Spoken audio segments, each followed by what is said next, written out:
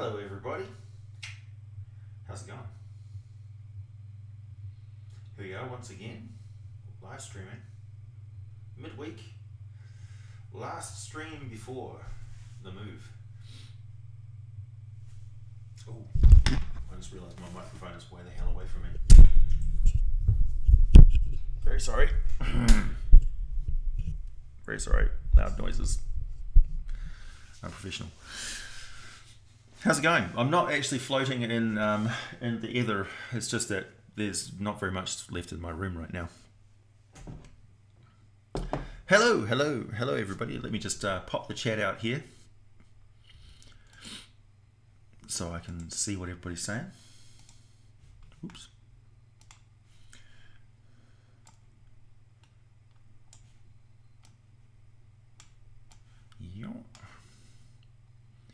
There we go.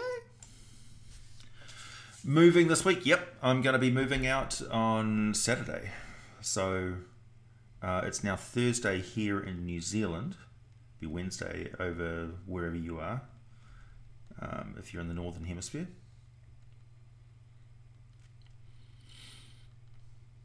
Thanks, Toon. Hey, Kidron. Hey, Linguistically Oversight. Lucas. Joe. Brian. To the east side. Actually, I'm in the east side of Hamilton right now. Hamilton City, sort of a central city in the North Island. Well, it's not central-ish city in the North Island. It's one of the more land-based cities in the North Island. I'm going to be moving over. Basically, I'm going past Hobbiton, over the Misty Mountains, and I'm settling in an orchard near Rivendell. Essentially, is where I'm going.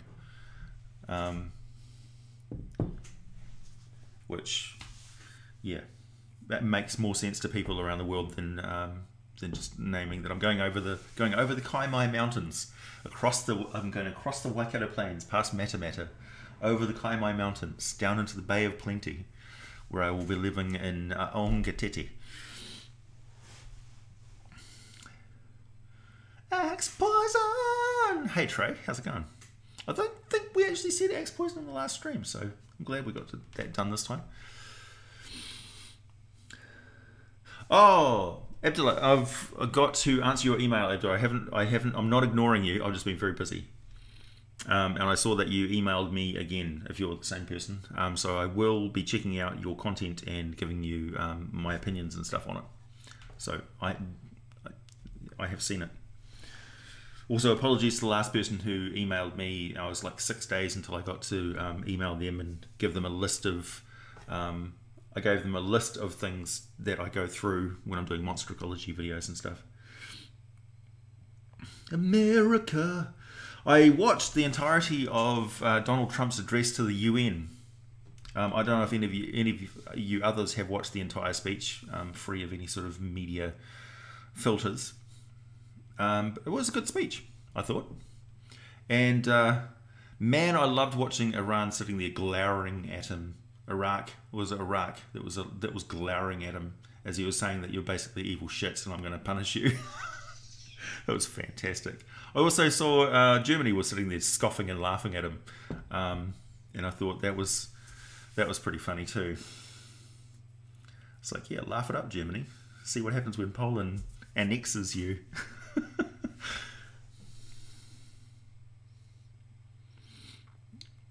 Thank you. See you later, man. I'll get an email out to you pretty soon. How do I feel about what? My moving?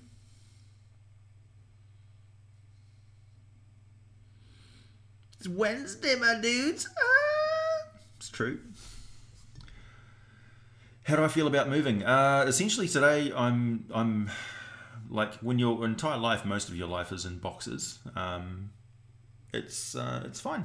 It's fine, really. I've said my goodbyes to everybody in Hamilton, and yeah, I'm ready to go. Now I'm just sort of sorting out, transferring my power and utility accounts, all that sort of stuff. Poland will rise again. There's nothing wrong with Poland, man. Poland has done pretty well economically out of the European Union join-up, as far as I know. So good on them. And yeah, basically, for those of you who didn't watch it, Trump was just talking about patriotism. So he was saying that a world where, if I can paraphrase, a world where everybody is looking after their own interests is the world which is more amenable to peace.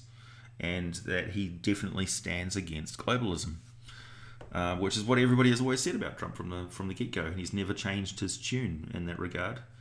And yeah, his attitude is every country should be great again.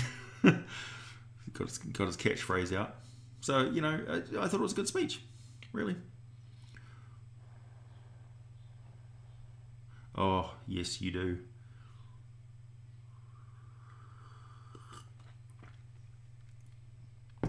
No doubt, Fargrim. Basically, he said that everybody is a patriot. Everybody loves their country in some way. And it's pointless and it's stupid to deny that and try and change it. And that globalism doesn't work. It just causes conflicts. So on the theme of integration and getting back to Dungeons and Dragons, which is really why I'm here. Magic the Gathering and Dungeons and Dragons. I've been reading up on Magic the Gathering lore in between other stuff, other projects that I'm doing, and other videos that I'm in the process of making. So I do have an interest in bringing Magic the Gathering lore into D&D because it rightfully belongs there. I understand that in the past there was some animosity directed at Magic the Gathering players from D&D players. I was not aware of this, and I don't condone it. I think that's ridiculous. It's like two brands of Nike sneakers having an argument with each other. It's both the same. It's all the same brand. Essentially, it's all Wizards of the Coast. So Magic the Gathering is primarily concerned with the world of Dominaria. So for all of the storylines and all the decks of cards that came out, the packs of cards that came out, were Dominaria orientated until relatively later on, where you had other worlds, other planes that were more involved. And then you had packs of cards which came out dedicated to different planes, like Mirrodin, Phyrexia, and now New Phyrexia, which is yeah. But there's a lot of tie-ins between traditional D&D lore and Magic the Gathering lore. Like you could say that Phyrexia is also known as the Nine Hells in Magic the Gathering, which is kind of interesting. As soon as I saw that, I was like, what? So you can imagine if the Nine Hells fully engaged bioengineering and combined with other sort of stuff.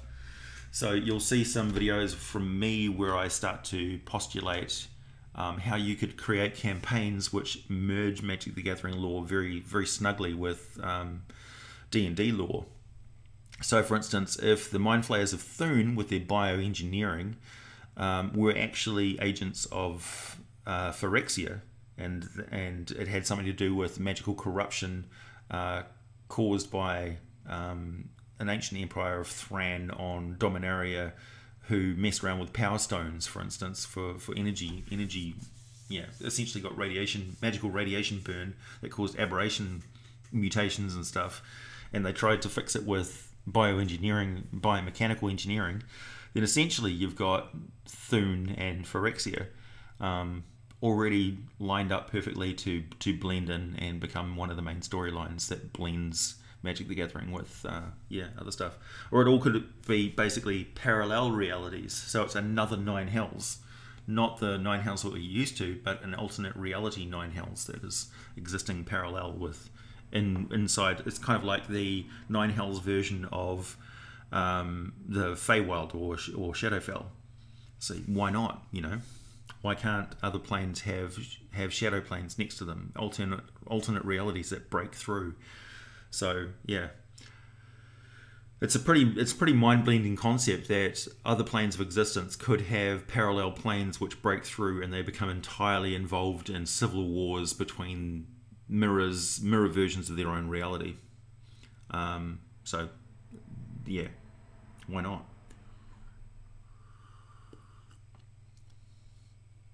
Globalization in the D&D multiverse is multiversation. Yeah, why not?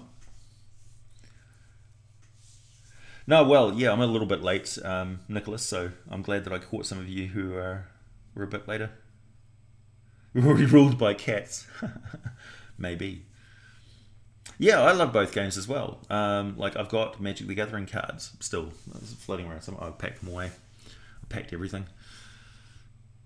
Well-armed society is a polite society, some could say. Yeah. I am, yeah, Brother Silence, I'm moving to the family orchard, essentially, which is across the plains of Cow and over the mountains of Mist and down into the Bay of Plenty. Hey, Adam. Got a question. As a new DM, one of my players, the Unstoppable Barbarian, has foolishly picked up a cursed amulet and is possessed by the ancient hag trapped within.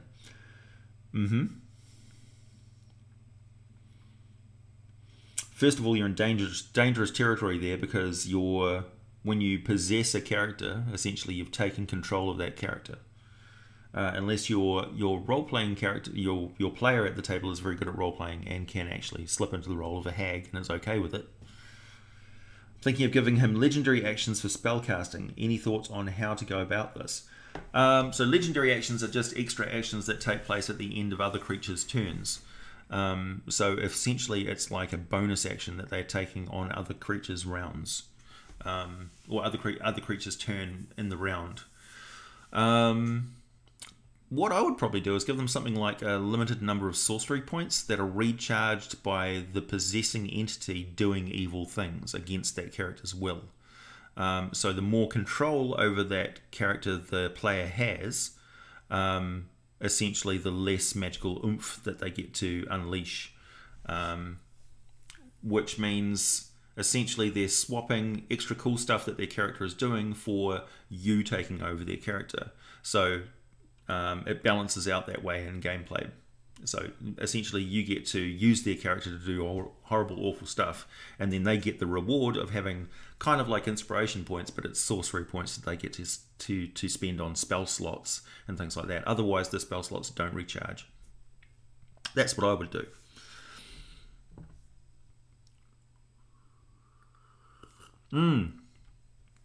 Agreed, Brandon. Like, when you think about it, if they were going to... Bringing in Ravnica is an interesting test case, because it's one of the worlds of Magic the Gathering. It's not even the main world. So if they were going to completely blend the two settings together, then Dominaria would be the obvious one that they would bring in, because Dominaria is very well established in the lore and stuff, and all the different regions and stuff are explained.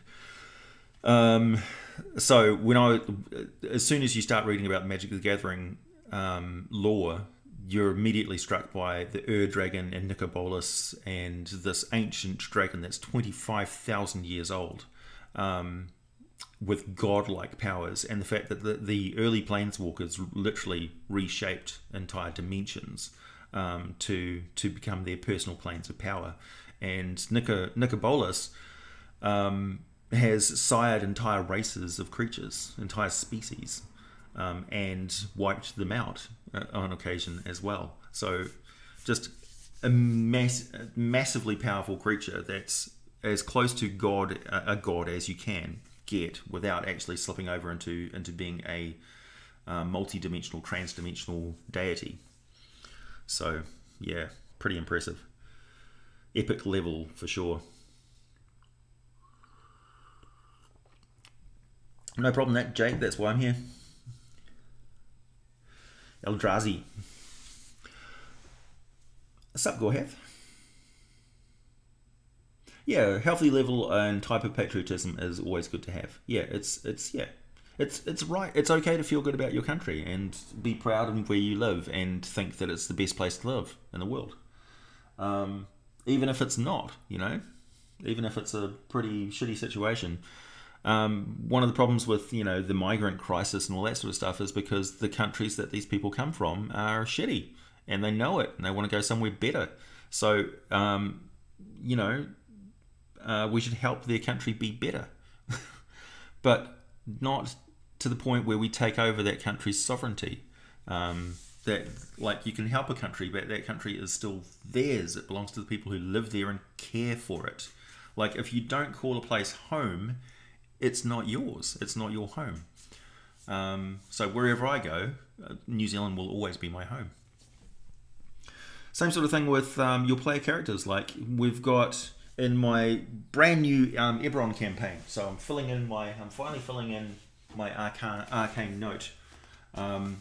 So this is my arcane note campaign book, and in it I've got my little DM screen and my cards and stuff, and my action checklist and things, and I've got my campaign setting notes, and I've written down that it's Eberron.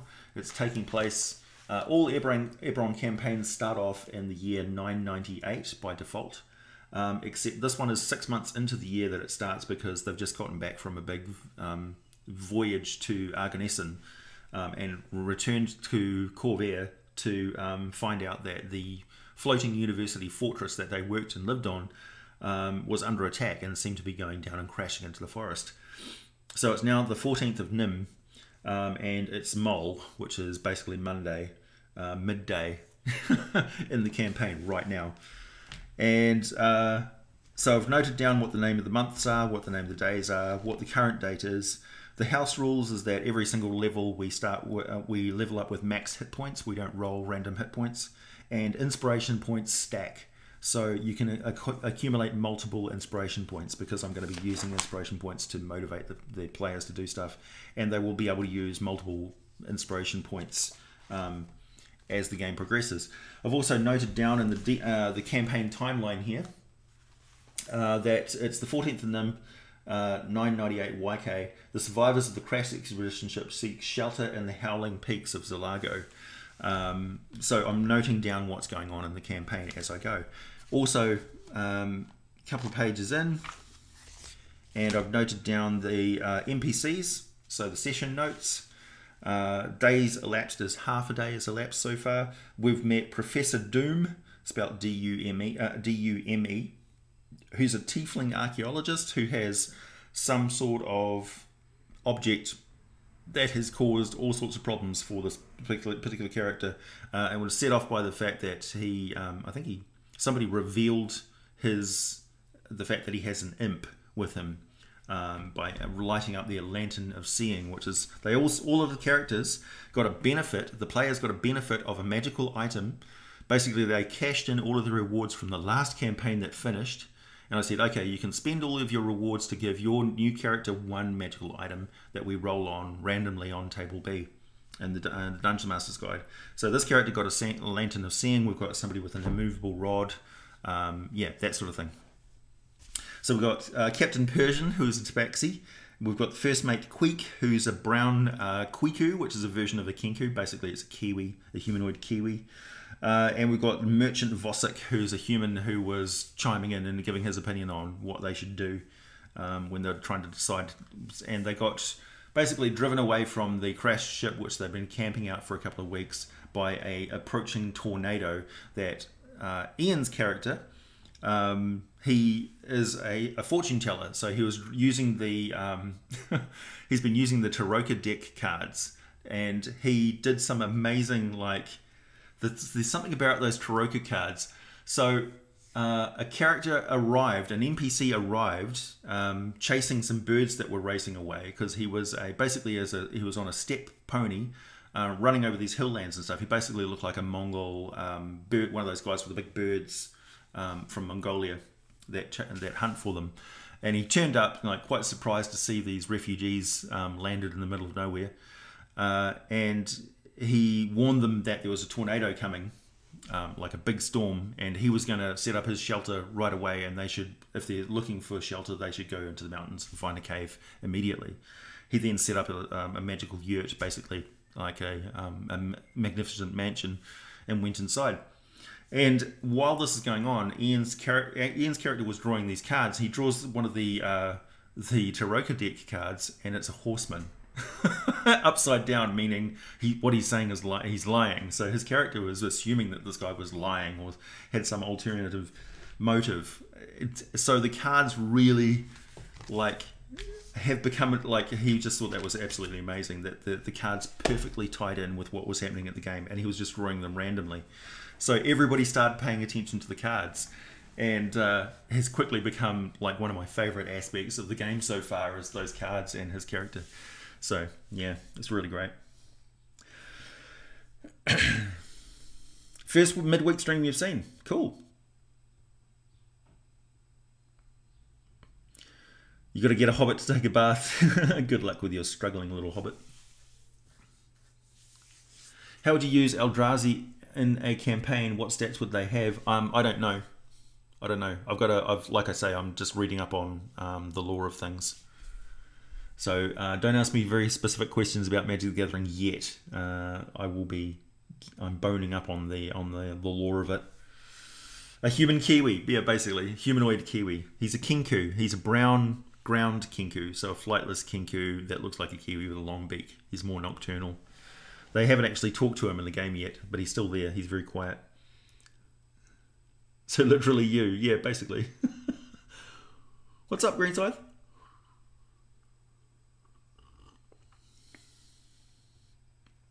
Oh, they are beings that strike fear into the planeswalkers who were above gods at the time and existed in the time before all realities. Really?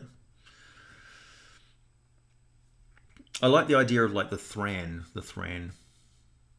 Empire.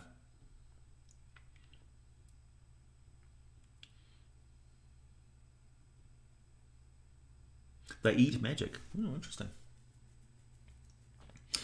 Just a reminder to everybody that this is a monetized channel, and you can make super chats if you have any specific questions or need my help on specific things in your campaign. You can give me a super chat donation here and flick me an email, and I'll give you campaign ideas and help you out with anything that I can.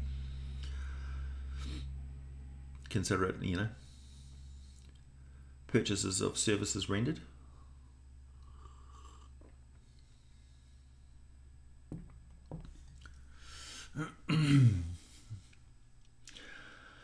Ravenloft wasn't great before the Mists took over. You can take over countries, sure, but those countries become your countries. It's happened before. What do you think of magic arrows that gain a lot of weight once they lodge into the enemy? Plausible? Yeah, for sure. Essentially, you could have an arrow which is a immovable rod. So you fire an immovable rod into somebody that activates by impacting and clicking on, and it won't click off again. So you'd need a strength of 30 to move it. Yeah, I know all Kinku are flightless. Otherwise, they'd be Aarakocra, basically. So I could have said that he's a flightless Aarakocra, because he can actually talk. He's not like the Kinku who just repeat noises and things. Yeah, why do you need to give out the Eldrazi stats? If they're that powerful, if they're beyond gods. I mean, AO doesn't have stats, so why would Eldrazi? You fought a bugbear and won. Good.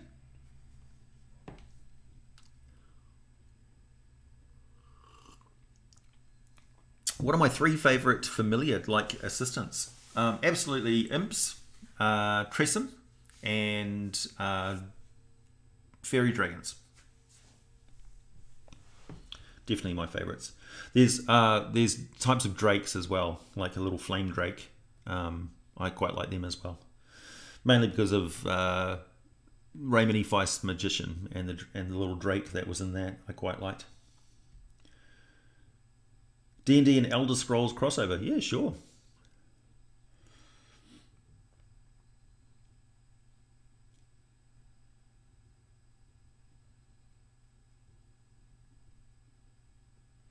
Zone off. Some horrible things have happened, but certainly better off than other places.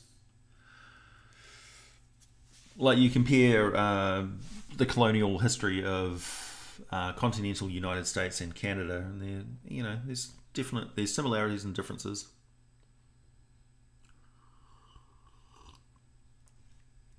what would it have been like back in the days before there was a Canada and the United States, and everybody was just arriving in this great big continent, and what was it like for the people who had lived there for thousands of years to have these strange people arriving? What a bizarre time to live, man. Quite amazing. A Moa player character. I suppose you could have like a Goliath bird folk. How would I get players interested in a campaign involving the Far Realm? I'm afraid if I go too alien, it will turn them off. Well, the main thing is that it threatens reality. It threatens the status quo. So if they don't do anything about it, then madness does take over. Mutation becomes rife, and craziness ensues. So it's kind of like the same way that the Hellboy movies play out, that there's trying to stop an incursion of the Far Realm, because when the Far Realm breaks through, it's basically a Cthulhu type situation where elder gods trapped in the Far Realm are trying to break through into the reality of the prime material plane. So they want to integrate all planes of existence so that they can just move through them freely, and essentially erase the sovereignty of different planes of existence, so that they break all barriers. So there are no planar barriers anymore, and everybody can just blend. So everything is everywhere, sort of thing. That's the thing with the Far Realm, is all of these realities are sandwiched together. So you can go from very different physical laws and rules and histories and things like that, moment to moment. So you can be stepping through different planes of existence as you move foot by foot through a room, with all the craziness that you can imagine that would cause. But to them, they're perfectly adapted to it, and it's fine. So it's a broken kaleidoscope that they see as reality. Kind of like the difference between the inner planes, right? So the elemental planes of existence, where everything is very much, this is all fire, this is all rock, this is all water, this is all air. So to them, the prime material plane is a plane of madness where all of the material elements are mixed together, right? Take that to the logical extreme, and the Far Realm is where all realities are mixed together, all potentials are mixed together, all timelines are mixed together, all different planes of existence, all alignments are mixed together. So it's like a super crazy blending of everything, where mind and matter become one, and they influence each other. That's one of the reasons why demons are so dangerous, because it was an incursion of the Far Realm and evil into the prime material universe. So when demons turn up, they corrupt everything that they touch with evil, mutating evil.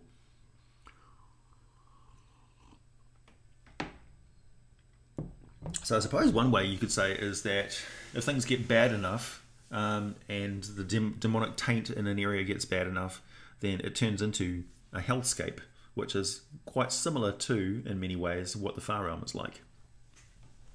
It's just the Far Realm is 100% worse. Hey AJ, I want to make a plane like Bloodborne, a mix of Shadowfell and the Far Realm, but I can't figure out how to keep the gods from closing the rift that would cause keep the plane in existence. Well, gods aren't necessarily omnipotent. There is actually a rift. There was a living gateway to the Far Realm in 4th edition, which got sort of shattered in the Dawn War. So yeah, maybe there's something that prevents the gods from closing the rift, because it's the act of whatever power is keeping the rift open is also propping up something else which is equally important to the gods. Like, for instance, Dendar the Night Serpent swallowed the sun of Faerun, plunging the world into darkness and cold, and then they created a new sun. Maybe the power that creates this new sun also keeps a rift open to another plane of existence that the gods aren't very happy with, but they can't do anything about it without destroying the world of Toril. And the overgod Ao says, Toril's got to exist, sorry. So deal with it. You could have it something like that.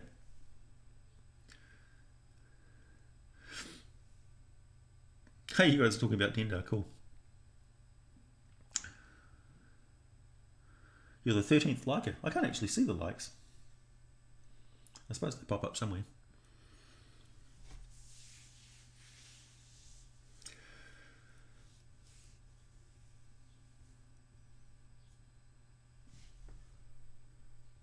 Yeah, true, Joshua. The Kotor are quite interesting. And there's Lokatha from 2nd edition. There's a lot of creatures, which I haven't covered yet. So many.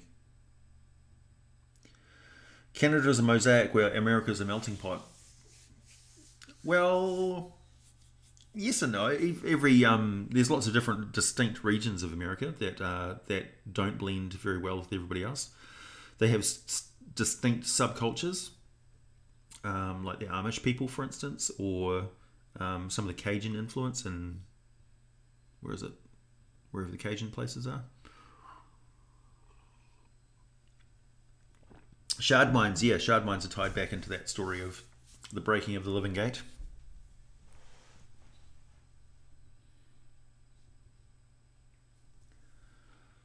Yeah, give them a common enemy to their citizens so that they can fear and hate.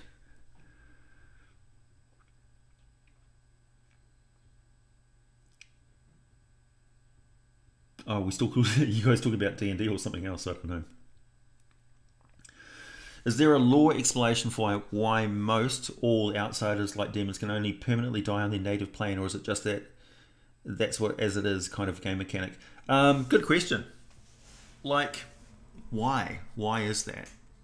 I suppose you could say that they are linked to their origin place, and they can't really exist properly in the Prime Material universe because they don't conform to the Prime Material universe's laws, physical laws and metaphysical laws. So there's a magic which is keeping them there. So they're latching onto the Prime Material plane and they have to destabilize it and recreate the reality that allows them to exist, because demons don't have physiology and stuff. They don't have biological physiology that works in the Prime Material universe. So they have to change the Prime Material universe around them so that their physical laws work properly. And when they die, they just shunt straight back. They basically get kicked out of the Prime Material universe because they don't fit. Yeah. And it's an interesting question, actually, because how do you have demonic artifacts and things like that? So if you have body parts and things of demons that stay behind and taint or are used in components of weapons and things like that, like fiendish weapons and stuff, or infernal weapons, how does that work? So the lore itself is kind of blurred. It's kind of, well, really? Do their bodies dissolve when they go away, or do they leave behind bits? How do they manage to sustain themselves whilst the spirit or entity of this thing goes back? Are they a psychic incursion more than a physical one? How do bodies actually cross over into the plane from the infernal plane? Or does their body dissolve on the infernal plane, come through as an energy being, and then remake a body in the Prime Material plane? Is that part of the summoning magic? How do gateways work? How do portals work? How does the doorways of a sigil work? How do you transfer into the astral plane or the ethereal plane as a physical entity, and back again? How do these things work? So these are questions which sometimes they don't have concrete answers. Sometimes they do. Sometimes earlier editions have addressed them and gone into complicated reasons why this happens, and sometimes that's just been ignored for the more freewheeling sort of style of it just happens. So, yeah. It's a tricky question. It's really getting down to the nitty-gritty of how your planes work.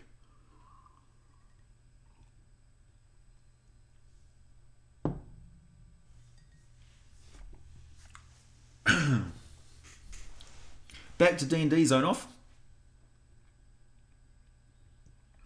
and Obstark.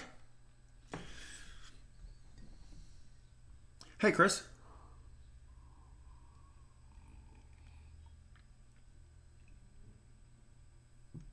How does life work? Yeah, exactly. How does life work? What is the meaning of the soul? A and the O. Yeah, no, Mr. L, AO is weird. AO is like the overgod of Faerun.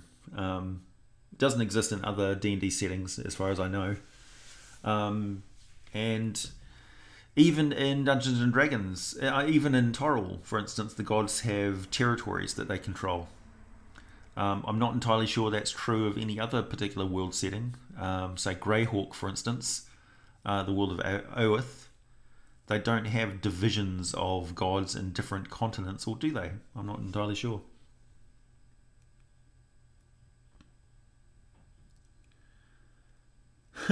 Suki, we're kind of talking about we're kind of talking about political divisions and reality divisions, sovereignty. So it all sort of blends together.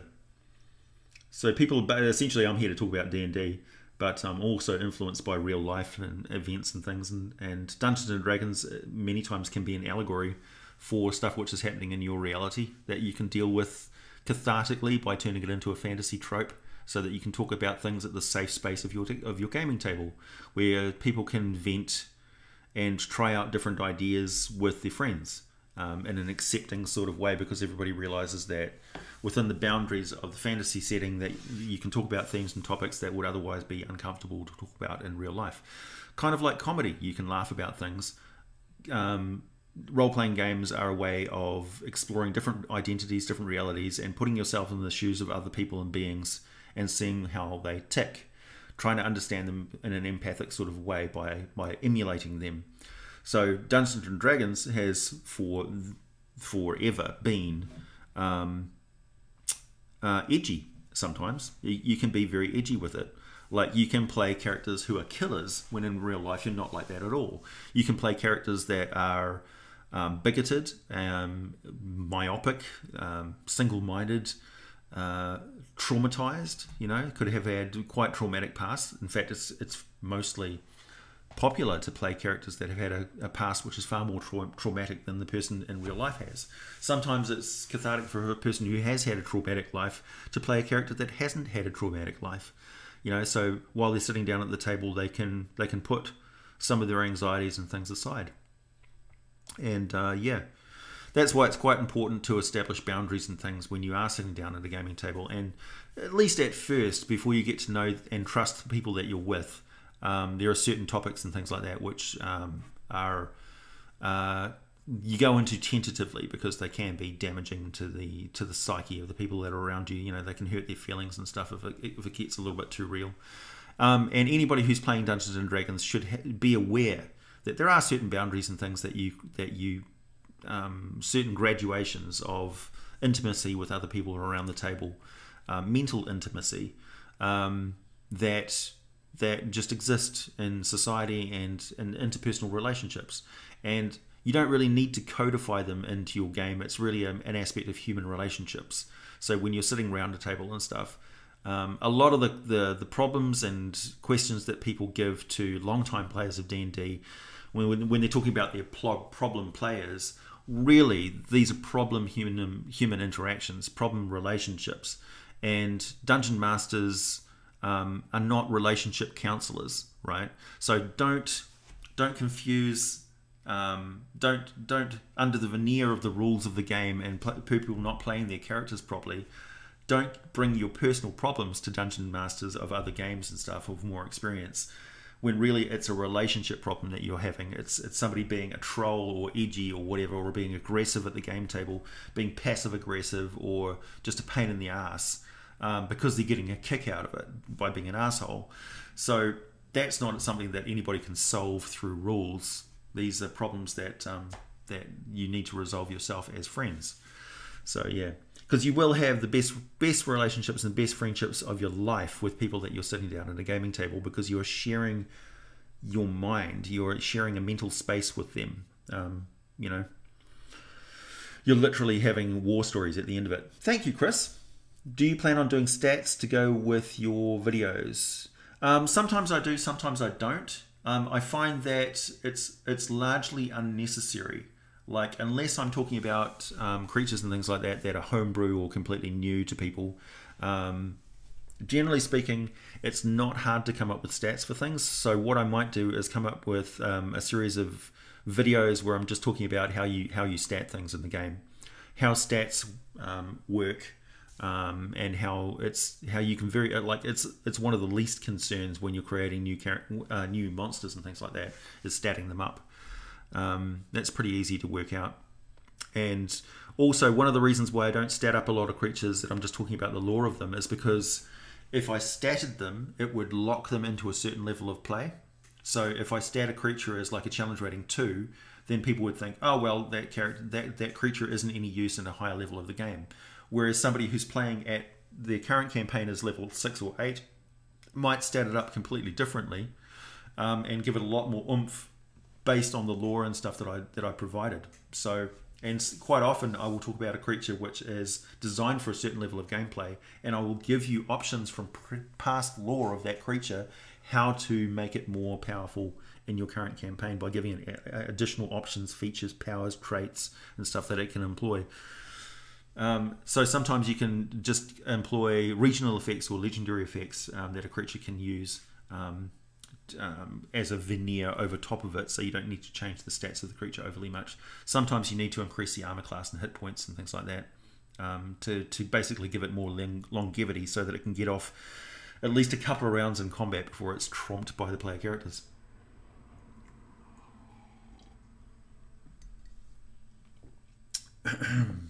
Moa, +2 strength, +1 constitution, iron beak, bonus action, 1d4 plus strength, size large, reach is +5 feet on iron beak. Very cool, Aaron. I like it.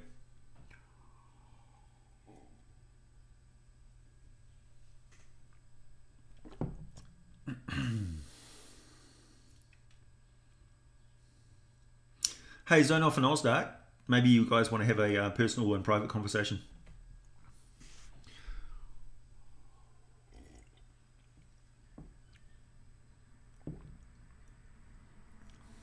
Yeah, exactly. What would a partnership between humans and goblinoids look like? Would it be a trade relation? Would it be a military agreement? A bit of both, really. Like, for instance, in Ebron, that's the perfect case and example of relationships between goblinoid nations and human nations, because in the continent of Corvair, humans basically moved in 3,000 years ago, but the goblinoid civilization had already fallen, thanks to an invasion from the Far Realm, essentially, that was fought off and kept at bay by orcs, the gatekeepers. So the orcs have got this ancient civilization as well, and they've got an entity, they've got a group of operatives, kind of like the Magi from the Mummy. It's like, you have awakened the great terror of this world. So same sort of thing. They safeguard the world from incursions from the Far Realm and stuff. So they're largely not concerned with like the petty squabbles of political factions and kingdoms and the Great War. They got involved, obviously, but they're also like, while the Great War was going on between all the 5 nations of Corvair from the ancient kingdom of Galifar. So the kingdom of Galifar was a united kingdom across the entire continent of Corvair that fell to a muddy succession, where all of the scions of the kingdom of Galifar broke the kingdom apart and fought viciously for 100 years. So it became a war of succession, which quickly but basically became a lifestyle of war. And then it took a massive, mysterious devastation that created the Mournland in the middle of Corvair, which stopped the Great War a few years ago. So now all of the campaigns start off at this really pivotal point just after the Great War. And yeah, a really, really good point in history where everybody's sort of traumatized by the war and kind of has grown up not knowing anything else. And peacetime is a foreign territory to them, so they're not quite sure how it's going to work. So there's that tension in the air of Ebron, which is really great. So the goblinoids in this particular case have been squabbling around in the fringes, and during the war, of course, they had a lot of importance as an independent faction of mercenaries and things like that who would work for different nations. But they have now their own territory, where it's a conglomeration of tribes of goblinoids which have formed a particular nation in Eberron, and the relationship with them and their neighbours in Zelago and like the elven nation there is really interesting. So like there's areas when you look at a map of Corvair and when you actually start play there, the characters are like, what area are we in? Was like, we're in Zelago, and they're like, oh, good, because we didn't want to be anywhere near the Mournlands. We didn't want to be in, you know, in this place or this place. Or your character says, well, wouldn't I be from this region here? I was like, yeah, you would call that your ancestral homeland. So that's where you think of when you think of home. You look in that direction of the continent, you know. So you don't have a lot of familiarity with what's going on over here, you know, 500 miles away. So yeah. So I guess the answer to that question would be the goblinoids really are quite setting specific and their attitudes. So yeah. It's a different situation if you're in Cormyr. It's a different situation if you're in the frozen north in Icewind Dale. It's a different situation if you're in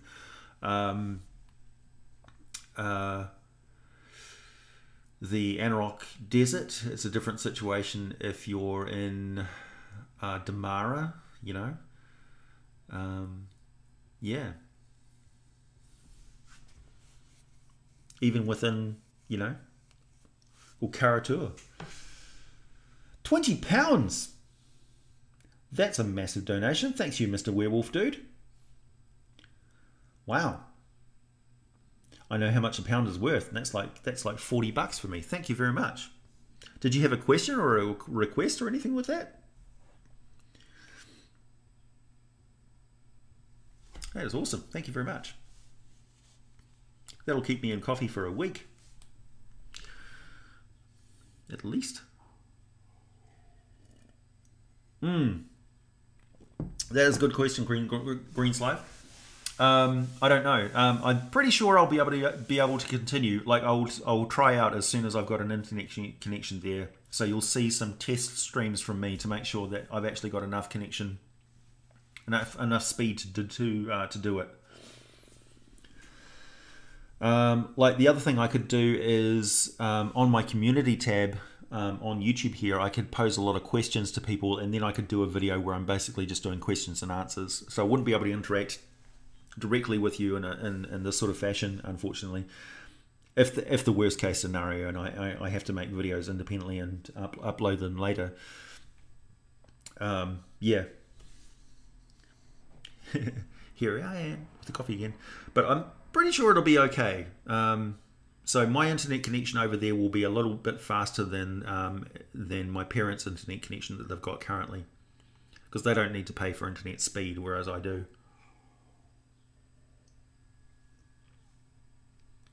The gods have accepted your sacrifice.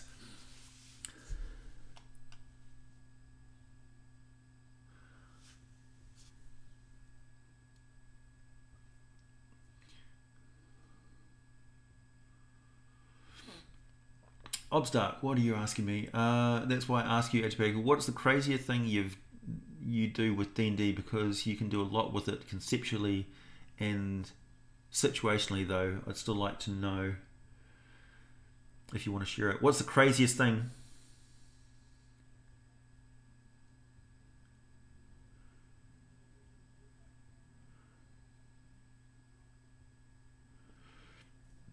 Thank you, Joshua. So craziest situations in Dungeons and Dragons, like situations I've explored and things. Probably like addressing the idea of racism and stuff in Dungeons and Dragons. So with my gaming group, we know each other very well. We've been gaming together for 10 years in some cases.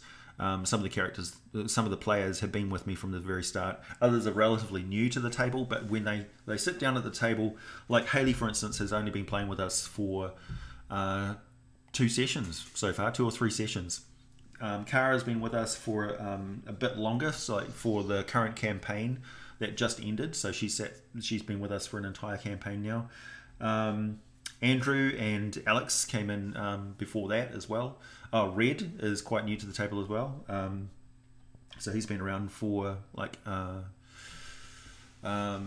he came in at the start of that campaign, I believe. No, he came in midway through the campaign.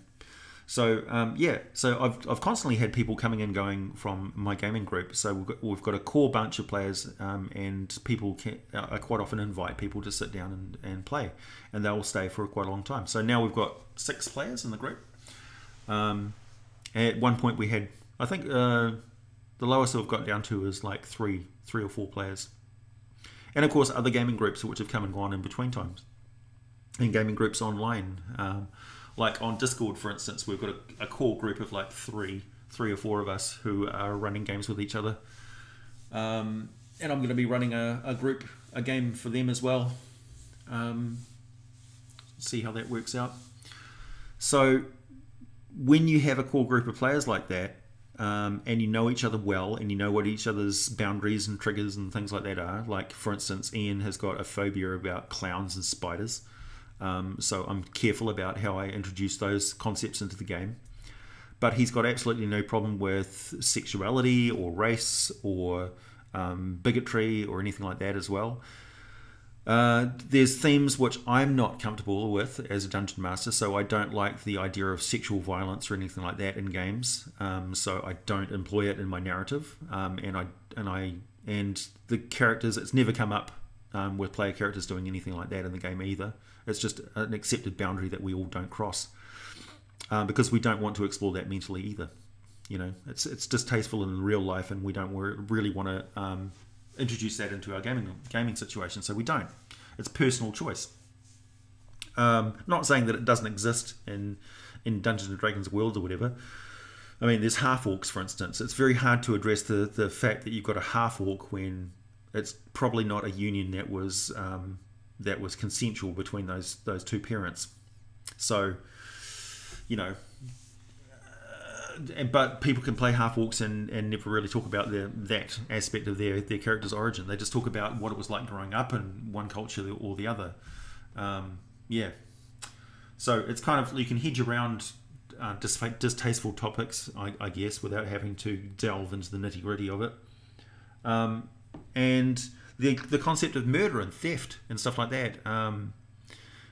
In one campaign, which was problematic, was a character that was dealing with real life depression, and essentially brought personal problems into the game, and had a character that was essentially psychotic, really.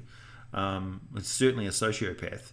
And the other characters in the game, or the players, were trying to play their characters as they would be, and they were trying to deal with this character in this game that kept almost getting them killed all the time for no real reason, as far as they could ascertain. But essentially, the character was suicidal in a very destructive way. So, like trying to get her character killed in as an aggressive a fashion as possible. And not caring whether she put the lives of the other characters at risk. Yeah, so yeah, that character she was something else. So yeah, various things. And in my games, of course, I deal with the topic of madness and psychosis and things from the far realm and all that sort of stuff. Which is something that we don't deal with. We don't deal with the actual supernatural in real life.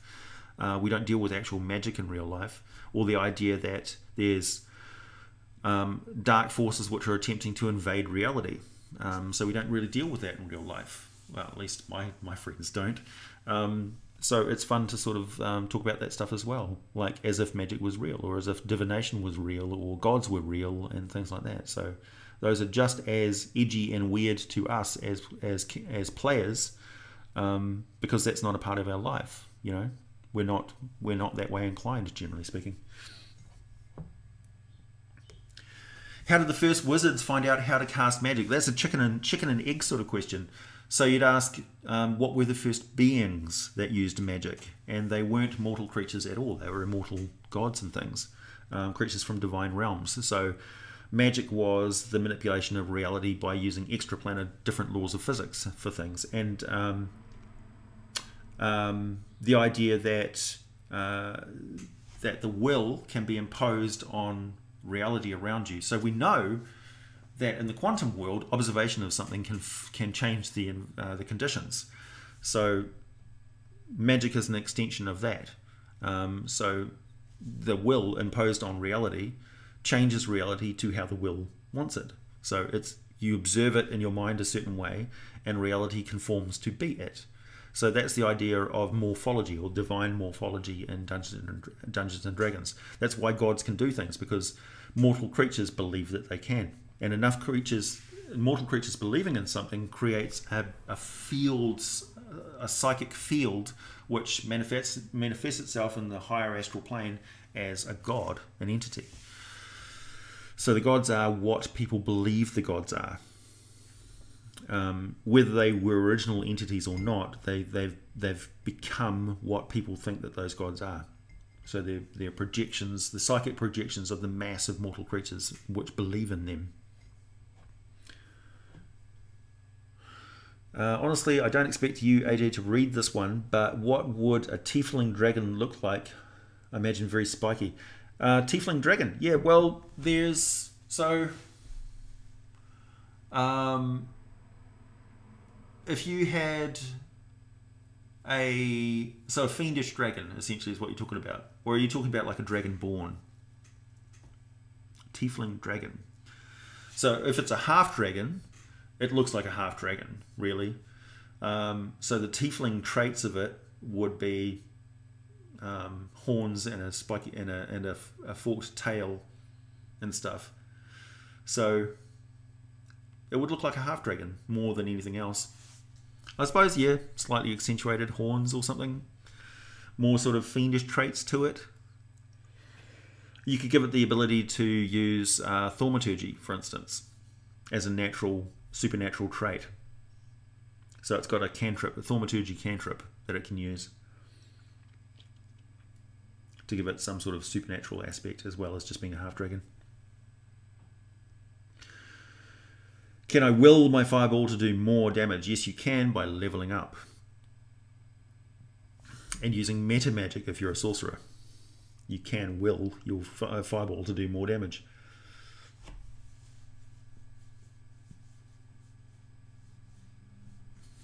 Was that good role playing or a toxic player? It was a toxic player.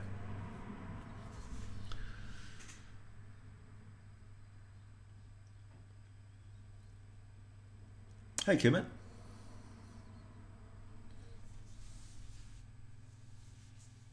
The sociopathy would be their lithoidism. Lithoidism. Yeah. Can I do a video on dragon psychosis? Yep, I can.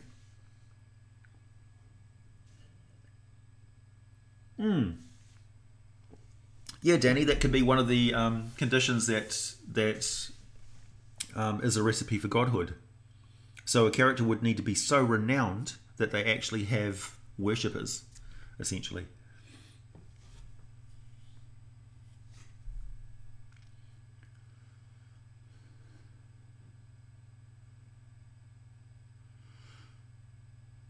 More applied explanation. Horror movies work the deal of confrontation of something that is really scary, like a loss of a child or some other fear, and represent them to confront it. Well, yeah, I mean, I don't know your situation, your group, your players, and that's kind of a hard thing to give a general answer to. So I can talk from personal experience, mainly. Otherwise, I'd be talking out my ass. A gnome dragon, it's like a small dragon with fey powers.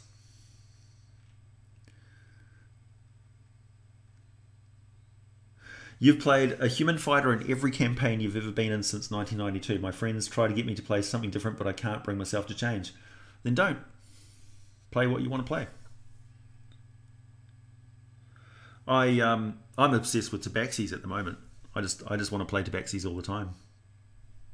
I'm going through a tabaxi phase. What's the strangest type of dragon? Some of the planet dragons are kind of weird. Dargons. Fey dragons are probably one of the strangest. Or alehouse drakes are probably one of the strangest. Yeah. The Elysium dragon's pretty strange. Makes sense for Elysium, but very strange otherwise.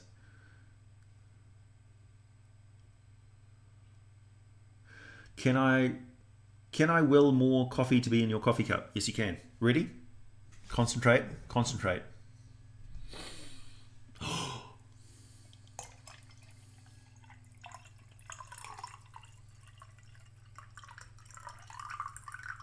Oh, amazing.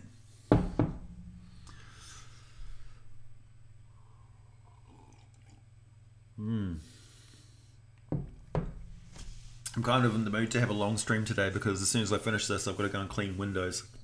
I hate cleaning windows. Your favourite dragon's the Mist Dragon. You didn't even know about it until you watched my video. Well, I'm happy to do that. Introduce people to new types of monsters. How do I feel about monstrous creatures as player characters? I feel pretty good about it, really. Particularly in the hands of a really good role player. I'm loath to give people who I've never role-played with before or who are brand new to role-playing the ability to play creatures like that because it's not gatekeeping to say, look, prove to me that you can play a different type of character. Prove to me that you can play an ordinary character who's got a different personality and stuff from you, who's not just a projection of your angst and aggression and edginess and stuff like that at the table. So I want you to play the game, not the other players. And it's particularly for somebody who's new to role-playing, who doesn't who's been raised on video games and PvP situations and things like that. I want you to play the game, play the game of imagination, not play against the other characters at the table, not the other players. So you're not here to win points with anybody. You're not here to be the best, you know. So prove that you can play a cooperative game, storytelling game, and then talk to me about bringing in something as weird as a monstrous player character. It's not unreasonable to say that. It's not unreasonable at all. And it's also not unreasonable to say, nah, I don't want that in my campaign world, thank you. Monsters are monsters for a reason. Also, it's perfectly fine to say, look, some things are evil. Some things are just evil. They want to hurt and kill other creatures. They want them to suffer when they die. If you don't if you don't think that exists, then you haven't got enough experience with the world to understand that. Like from the perspective of a cat, for instance, that is torturing a mouse, that's play for the cat. The cat doesn't have in its psyche.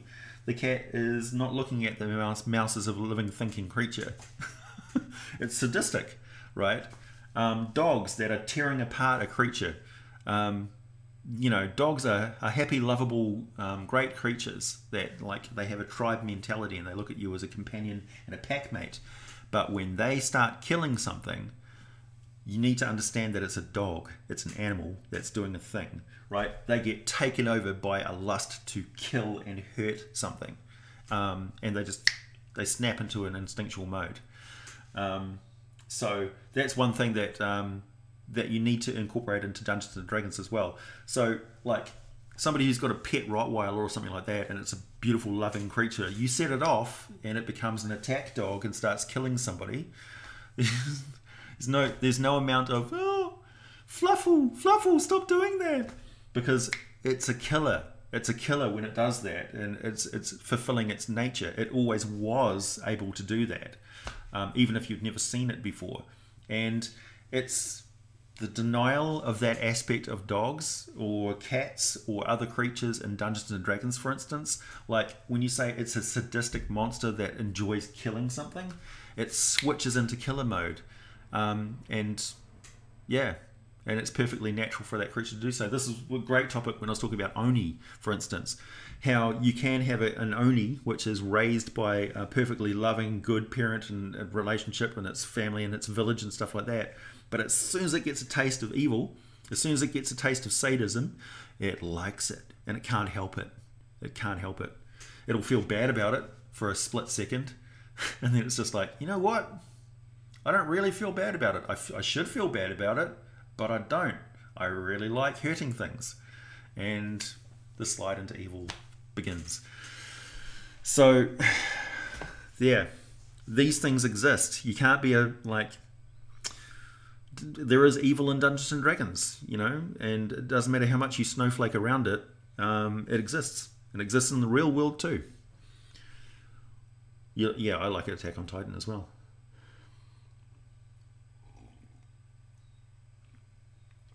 Fey Dragon would be a creature from the Feywild. Have you done a video on the gem dragons? Yes, I have. And somebody asked me, I think I saw a comment somewhere, are there gem half dragons, or are there gem dragonborn? There aren't traditionally gem dragonborn. Some people really like the idea of specific origins for their dragonborn, and that's something that they brought back into 5th edition. In 4th edition, dragonborn were blended together from all the different dragon kinds, so they became a homogeneous, sort of a reddy, dusty, brown-skinned dragonborn racial type. But in 5th edition, they've gone back to the idea of having a draconic origin. So it is possible to have a planar dragon or a gem dragon or something else as your origin species, sort of thing. So yeah, you could have a gem dragonborn in your game for sure. Dusk Giants. Yep, there's Dusk Giants. Would Tanarok have a uniform appearance in 5th edition, or could their fiendish blood manifest different physical features for each individual? I would definitely strongly lean towards them having weird, outlandish mutations, for sure. Definitely.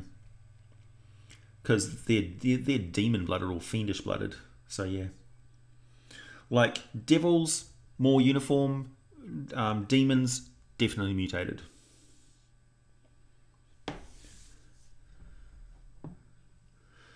Facts over vampires.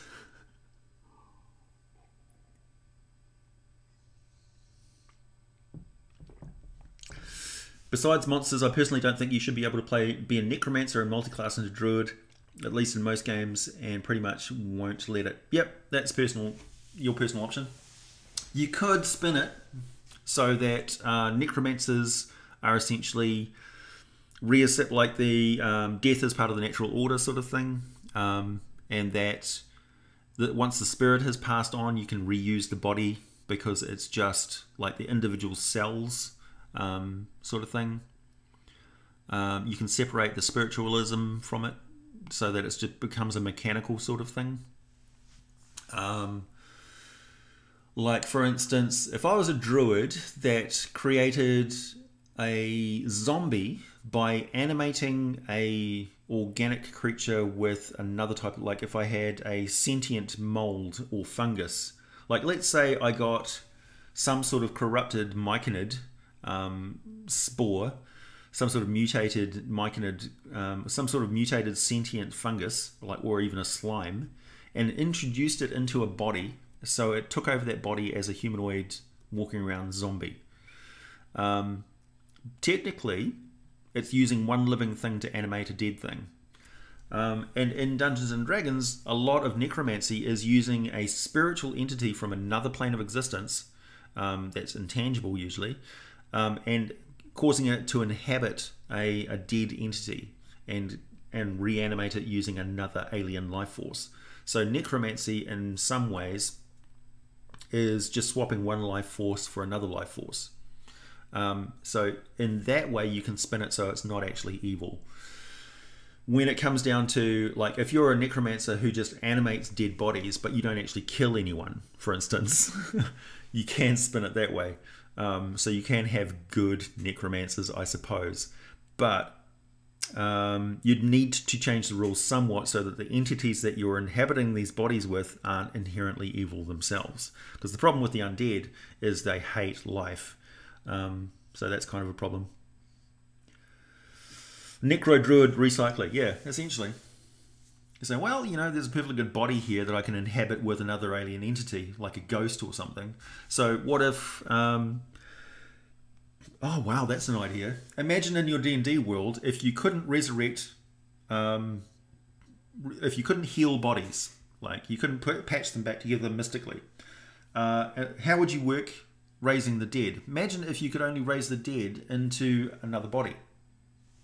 So somebody dies from a disease or something, but their body is not necessarily wrecked or whatever. Like, how would you do it?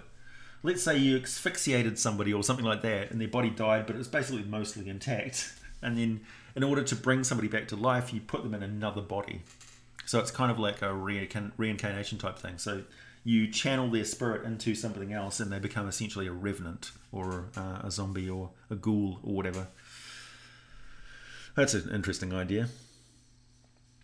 Certainly makes it problematic to bring somebody's character back from the dead. It's like, well, yeah, we can resurrect you, but just not in that body, because this body is obviously ruined, you know. What have you got to resurrect them with? This finger is all we managed to salvage. The rest of them got dissolved in an acid pit.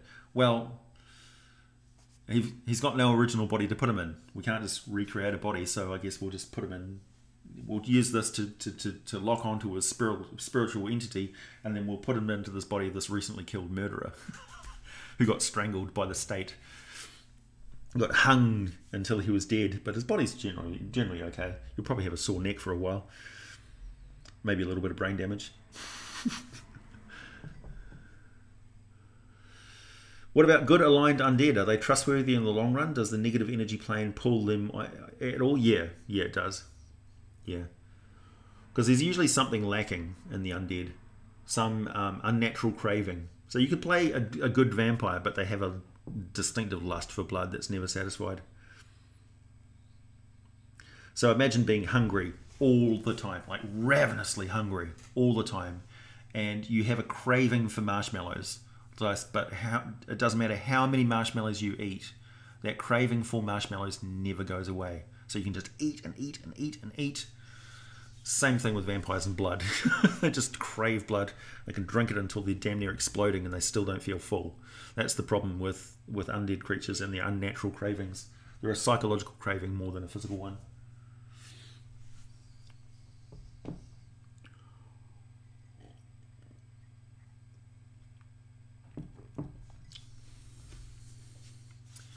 Yeah. Positive energy undead. Well, technically they're not undead if they're animated by positive energy. Positive energy is living, so a positive energy undead is just a living person. Yeah, I've used, we've had player characters who are reincarnated, so they're actually the soul of another creature which is inside the body of another one. That was an interesting player character because ostensibly from the outside perspective he was a drow, but in actual fact he was a kotor that had been reincarnated as a drow, as a cleric, and a worshipper of Blibdoolpoop. Very interesting character.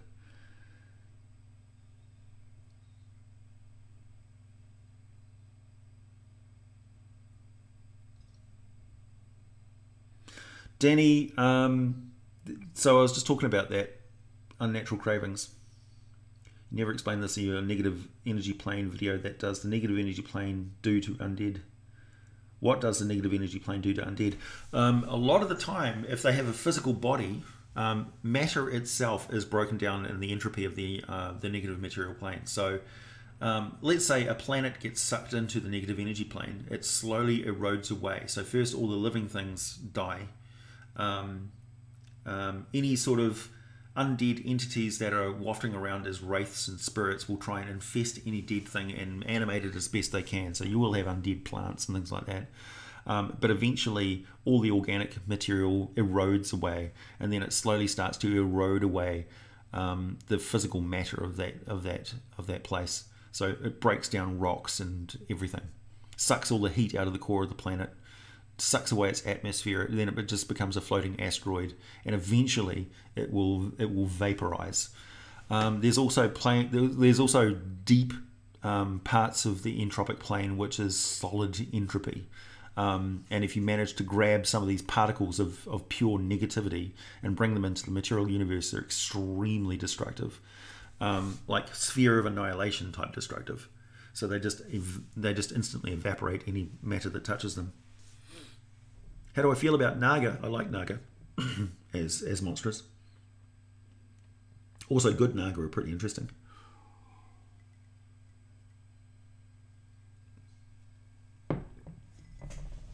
Can a dog be reincarnated into a person? Yeah, I suppose so. If it's possible in Dungeons and Dragons, then yeah, why not?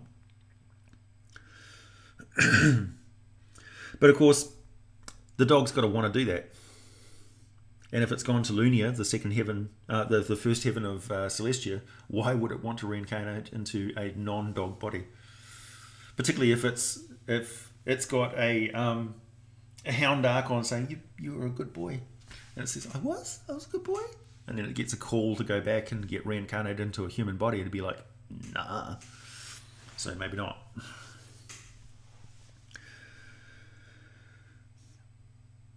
Yeah, there is a planet-sized evil undead god in D&D that can destroy planets. Yes, that is true.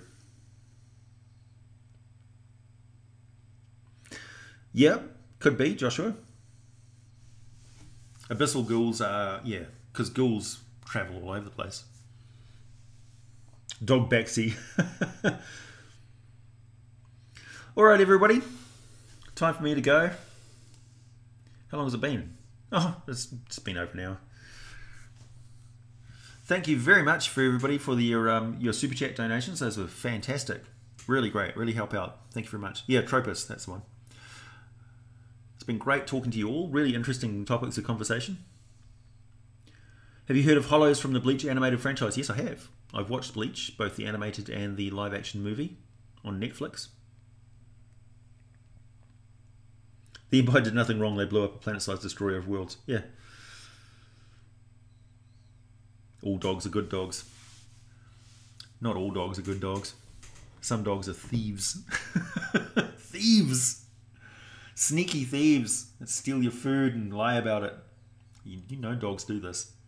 It's like, who stole my sandwich? And the dog's like, what sandwich? I don't see any sandwich. I don't see any half sandwich. No. Yeah, dogs can be deceitful.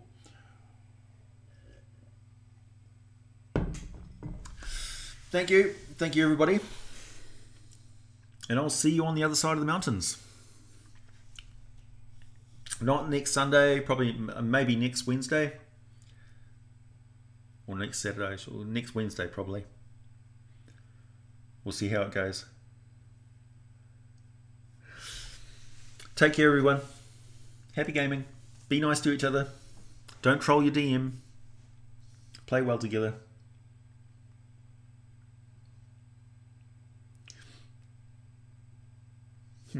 Catch you later.